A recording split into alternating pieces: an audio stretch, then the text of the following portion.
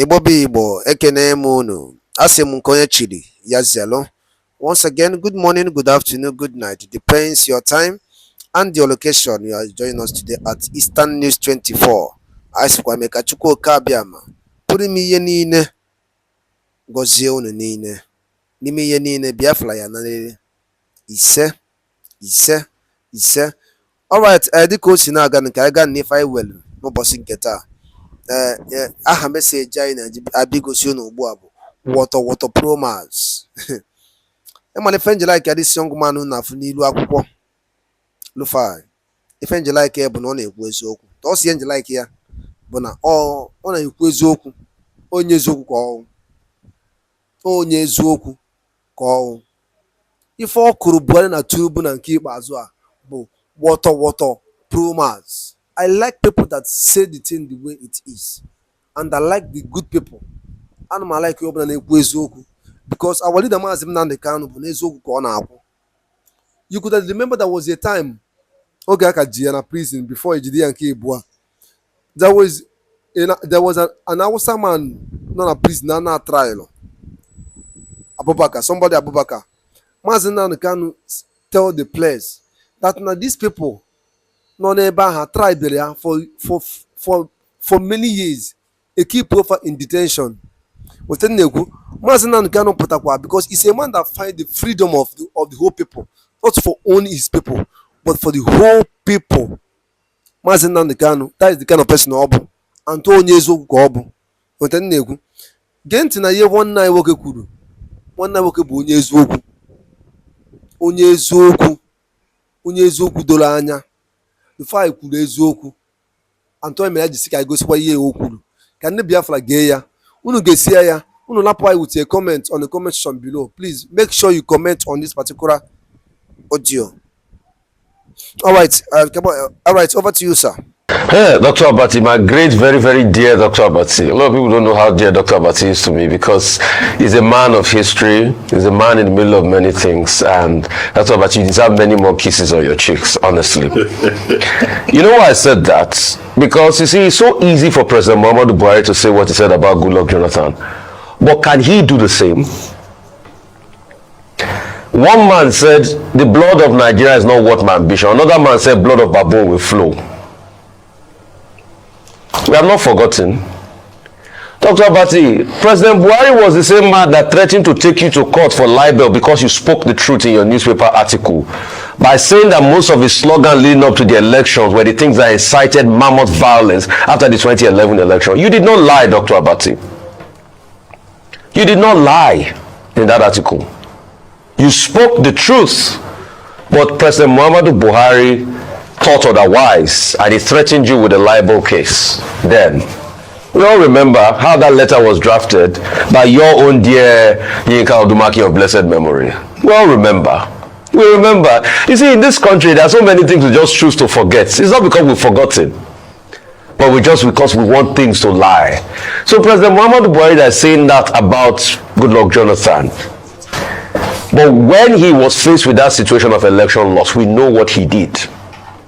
We know the things he said, and we will not forget. Because now we are preaching unity. You see, the bone of contention as regards this election, a lot of people are getting it twisted. It's just that, how can I explain it? Let me explain it in a very simple term. It's just that what we ordered from INEC is not what we got. Abiayo. That's just it. INEC said they were going to transmit results. We didn't see transmission of results. You know, when you buy things on social media, what you ordered is different from what you got. What Nigerians ordered from INEC is not what they got. And people have a right. Till today, maybe INEC will say it in the court too. They've not been able to tell us what constitutes the technical glitch that didn't make them transmit results. But they were the ones that said they were going to transmit results. So you don't expect people not to speak up in the case of injustice.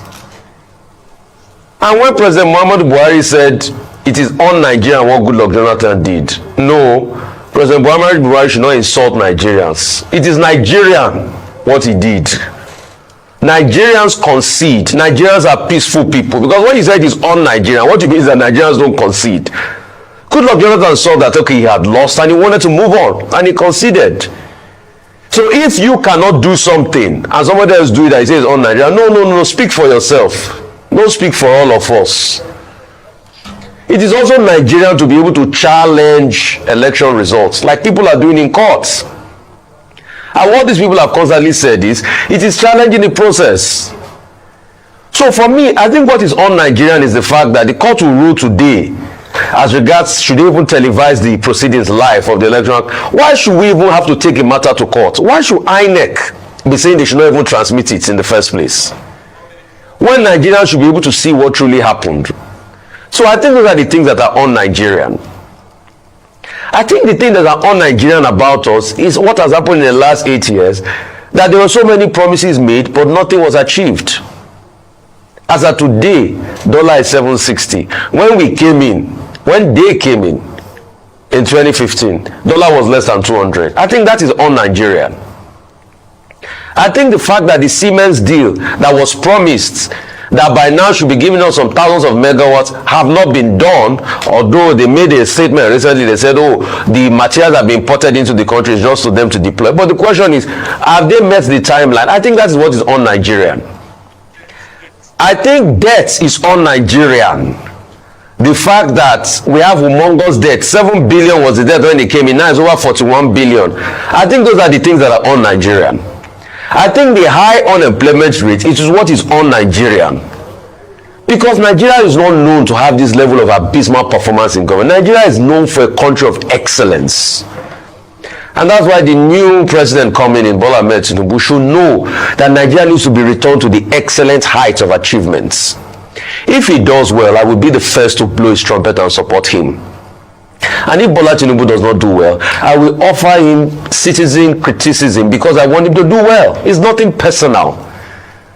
I don't make any bones about any politician. All I care about is my country doing well. And I think when our country does not do well, when there's insurgency and banditry everywhere, when people are being killed, 100 people are being killed in less than 48 hours in this country in ethnic strife, I think those are the things that are un-Nigerian. I think the fighting and the chaos and the insecurity everywhere is un-Nigerian. And we as Nigerians must speak against all the things that are un-Nigerian and bring about the true value of Nigeria, with its excellence, integrity, productivity, good governance, and good leadership.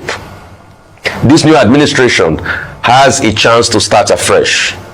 I wish Bola Ahmed Tinubu all the best, because if he succeeds, Nigeria succeeds. But if he doesn't do well, he must also be very, very happy to take the criticisms that are needed to wheel the engine of development in Nigeria. Dr. Abbati? Okay, well, I mean, it's good that the president, has returned the compliment by saying that he thinks that President Jonathan conceding in 2015 is unprecedented, is un-Nigerian. Is it an indication that if he had been in a similar situation, he would not have conceded? He would not have picked the phone to congratulate? Well, he didn't go as far as saying that, but we can, maybe stretch it further, because many Nigerians take politics as a do-or-die proposition. The significance of being President Jonathan is the mature statesmanship that he demonstrated in 2015 when he picked up the phone and then called now President Buhari. I was a witness to history. I was part of that entire process. The process of getting the control room to place the call to the president, the deliberations that went into when, that call was made, and then the statement that I, went to my office, put together, showed to the president. In fact, he was sending me back and forth twice because I brought the first draft. He said, no, this is not what I want to say. This is what I want to say. You have not said it. I went back to the office. I brought it. He said, no, put it like this, before we followed up that phone call with a statement. Why do I talk about the significance? Well, that should be a lesson to many people. When we later went to Ghana before we left, at the 47th Assembly of ECOWAS, At the time, President Mahama of Ghana was chairman of ECOWAS. Idris Udirago was chairman of the ECOWAS Commission. Look at that 47th Assembly of the ECOWAS. President Jonathan was given a standing ovation by all the heads of state and governments of West Africa, because they said, look, indeed, they too made the point that this your example is unprecedented. But the significance of President Jonathan is that other leaders across Africa have since then followed his example. The notable person is John Mahama, President of Ghana. When he too lost the election in Ghana to the present president, he openly said, okay, fine, I'm off. The same man is now, the presidential choice of his party. He lost in the last election. Now in 2024, he's still going to run again. And these are the lessons that African leaders should go by. And which was why in 2017, when Yahya Jammeh of Gambia was exhibiting do or die attitude, and he didn't want to leave governance, African leaders, ECOWAS leaders reminded him of the example of Goodluck Jonathan, of the example of John Mahama. So the big lesson here is that, look, politics should not be do or die. And President Jonathan has, been well recognized for this after office. He's a chancellor of a university somewhere in Central Africa. He's the number one choice for leading election observer missions in many parts of the world. He has been so recognized for his gentlemanliness, for his maturity, for his statesmanship. And I hope that future leaders of Nigeria will learn from that example. And it is also enheartening that the statement that was put out during his tenure, that nobody's ambition is worth the blood of any Nigerian. And those people who are now saying in Nigeria after the general elections of this year that there will be trouble, that there will be no inauguration, that they will cause chaos, that they will pull down the roof, should be properly advised that, look, what goes round comes round. If you want to pull down the country, you'll be punished for it. The second part of the story has to do with the Buhari Media Organization, President Muhammadu Buhari, thanking them for their selfless service, thanking them for what they have done to support him. Yes, every president, will have a media team, both formal and informal. Sometimes the informal people are even more overbearing than the people with formal titles. And I speak in that regard from experience. But in this regard, the Buhari Media Organization, I think it's a good example of civility to bring them together and thank them. The only thing that was missing in President Buhari's address to them is that he did not apologize to some of us who suffered in the hands of the Buhari Media Organization. After all, in 2007 or thereabouts, when he wanted to go into politics, all of us were there. I was one of the persons. We met him somewhere in Maryland, right? And, he said, oh, he would like to be president of Nigeria. But what we have seen is journalists turning against journalists. The last time I met Niyi Akinshiju, who is the chairman of the Buhari Media Organization, it was at the Nigerian Law School during call to bar ceremony. I told him, I said, Niyi, why are you people abusing me? Why are you attacking me? I've known you for more than 30 years. So the president, the only missing link is that the president should have said, well, he had apologized generally to Nigeria. But that Buhari Media Organization, they also didn't do well by abusing people, going on Twitter, abusing people, turning the same Twitter that the Nigerian government complains about into a weapon of attack.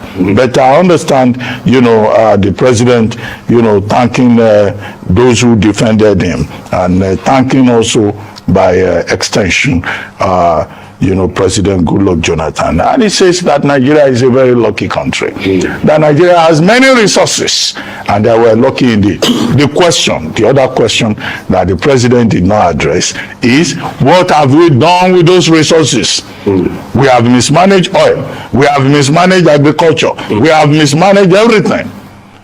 What is the problem? What is it that is wrong with us as a country? If indeed this country is so blessed, why are we so blessed? Why are we so cursed? That is for me, the subtext. But in any case, the president has apologized to everybody. So if he has offended anybody, he has apologized. No problem. We look forward to May 29. Now that Boss Mustafa has announced the inauguration program, beginning with the conferment on Bola Ahmed Tinubu of the GCFR on May 25, I think, and also on Alhaji Kashim Shettima, the GCON, before the program outlined by the Office of the Secretary to the Government of the Federation. Well, one thing that I know about my Nigerian people, they say we are great. We are wonderful people. When we put our mind in something, when we say we want to do something, we go for it, we make it happen. Nigerians are special. They are special and unique set of people that people respect them all over the world, especially when you go to their workplace and they were given a chance to really display what they have. Nigeria are well respected in all careers of life outside Nigeria. Only inside Nigeria we no respect ourselves. Only inside Nigeria we dey punch ourselves. Any Nigerians that is not well respected out there is because it's not up there. But trust me, there are Nigerians that when you see them, you'll be proud of them. There are Nigerians out there that are making waves out there, outside Nigeria, doing great, promoting greatness in the country. What they're supposed to be doing for their country that you did not give them the opportunity to do. Rufai have said it, that can President Muhammadu Buhari do the same thing that Jonathan did in 2015? Can he concede defeat like that even before they announce the result? And the only reason you're not getting that in this election was because there wasn't an election that we can be proud of in the first place. There wasn't an election that we as in Nigeria we will go out there and we will say, we had an election in Nigeria. No. We had an election that was filled with rigging, and people are rejoicing about it. People are saying they won election. That was the election that we had. And you already asked someone to go to court. They are in court now. What you will have applied before. We always have a way of applying things late. Things you're supposed to do in the beginning, you won't do it. You keep saying they should go to court. Now they are in court. Now you want the government of unity. Well, they can give it. They can give it. Everything is fine. They can give it. It's up to them. They can give it. But then all you guys you always remember that the same mistake have been made all over again when it comes to some people demanding for their country, demanding for this, demanding for that.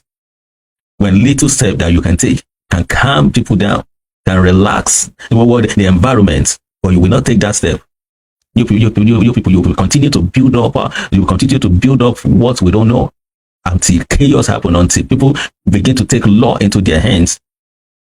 Then you will continue with what you're doing. Continue to harass people, put people in prison.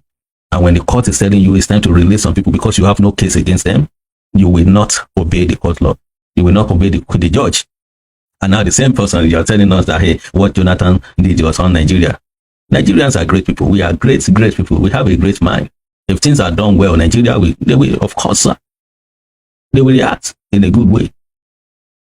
So, people don't react to this one. Say, they get us a B, but then whatever it is, someone said that God will save Nigeria.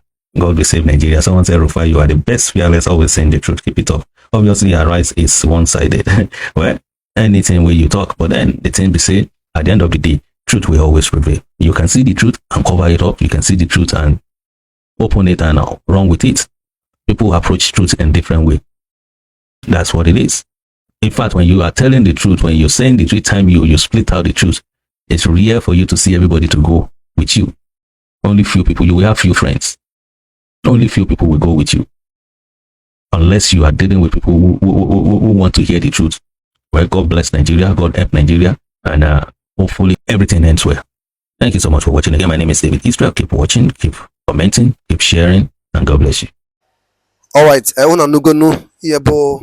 Rufai kwuru ka o si kọwa and ifu na ọ bụrụ na agwa oge eziokwu na ife okwu bụ ife ziri ezi antọ mere ajisi ka gosi ụmụ BIAFRA ka ha gee ya because ife anyị na-ala ikwe bụ onye ọbụla na-ekwu eziokwu Anybody that say the things according to the way it is.